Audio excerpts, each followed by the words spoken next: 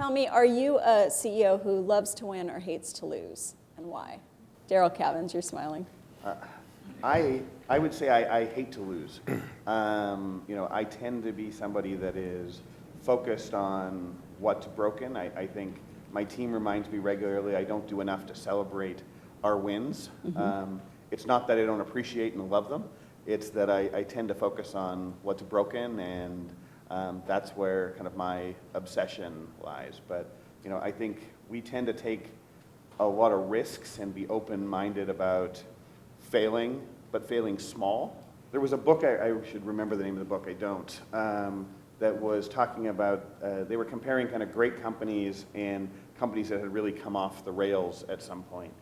And they were talking about how these companies had taken a lot of small risks. I think they called it kind of firing bullets before firing a cannonball, right? Whereas other companies that kind of aimed the cannonball and said, this is a big risk, we're gonna go take it and fail. I tend to think you take those kind of small bullets and be comfortable failing over and over and over again. When you find the one that works, go all in and go big as you can.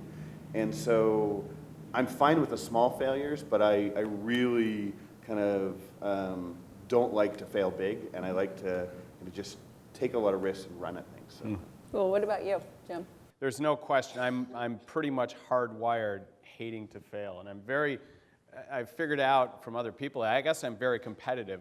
I sort of knew that, but I think about 10 years ago I was having a conversation with a real thoughtful person around leadership, and she said, you know what, that's not healthy. You should be competitive to win, because it creates a negative energy of when you're close to failing or losing or what have you.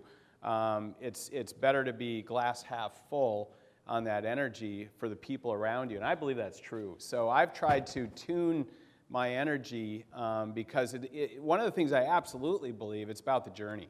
The finish line and the trophy, it just doesn't do a lot for me, and it's weird because I've had sort of finish line victories in my life, and what I've learned is all about the journey.